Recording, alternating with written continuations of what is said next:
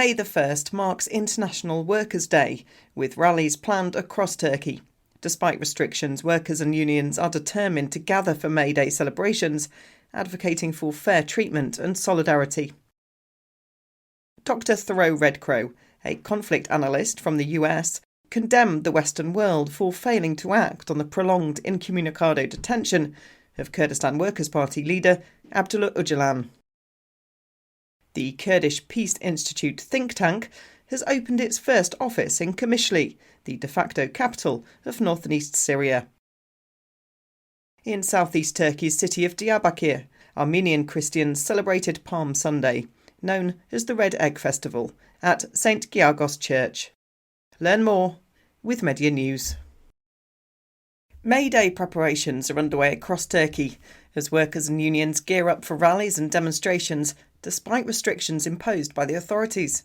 The focal point of contention remains the symbolic Taksim Square, where celebrations for International Workers' Day have been banned by the government for 11 consecutive years due to concerns over potential mass protests.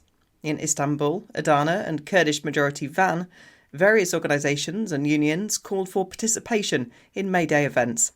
The Van Labour and Democracy platform announced a rally at Musa Anta Peace Park, inviting workers from all sectors to raise their demands and proposals.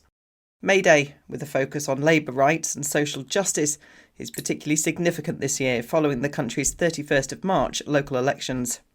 The pro-Kurdish People's Equality and Democracy Party has actively prepared to mobilise support and participation for rallies in both metropolitan cities and across Kurdish regions in Turkey.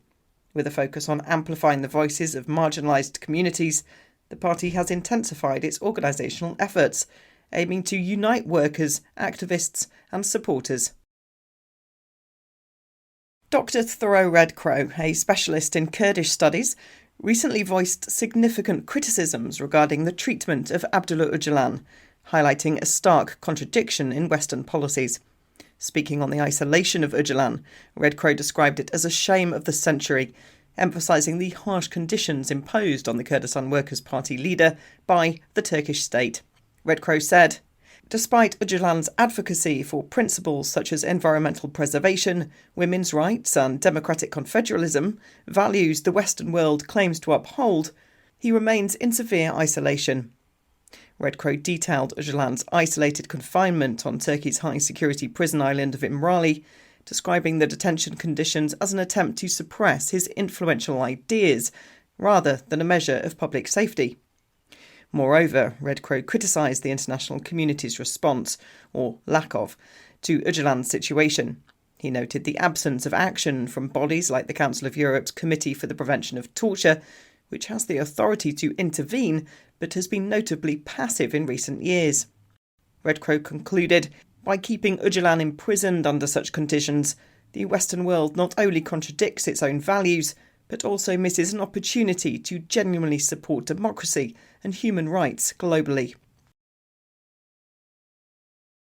The Kurdish Peace Institute, a Washington-based think tank focused on research, policy and analysis of the Kurdish issue, has opened a new office in QAMISHLI, the de facto capital of Kurdish-led north and east Syria. The institute will work on the ground to produce research focused on the complex situation in the multi-ethnic region that's governed by the Autonomous Administration of North and East Syria.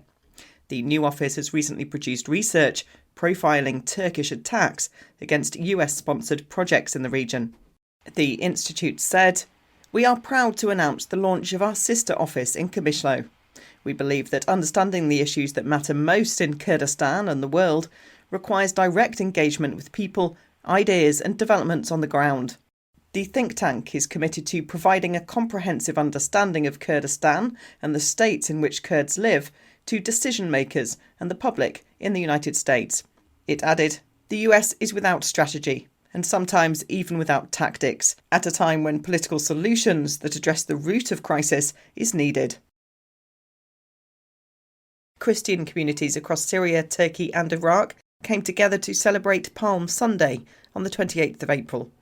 Christian denominations use varying calendars, but the festival commemorates the entry of Jesus into Jerusalem, traditionally depicted with crowds waving laurel and palm leaves in welcome. Armenian Christians in southeast Turkey's city of Diyarbakir commemorated what they call the Red Egg Festival at the Church of St. Georgos.